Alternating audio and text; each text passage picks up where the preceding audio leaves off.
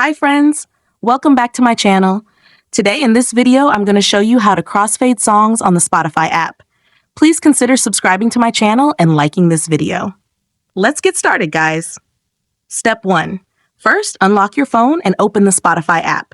If you're not logged in yet, go ahead and enter your credentials to sign in. Once you're inside the app, we're ready to begin. Step 2. Now locate the top left corner of your screen.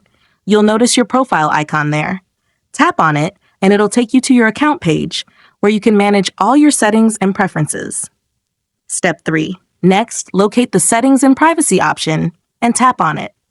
Step 4. Now locate the Playback option, and tap on it to view the Crossfade option. Step 5. For the last and most important step, use the slider to adjust the length of the crossfade. Crossfade blends songs together, creating a seamless transition between tracks. You can adjust the length of the crossfade to be between 1 to 12 seconds. If you found this tutorial helpful, don't forget to give this video a thumbs up and subscribe to my channel. Thanks for watching.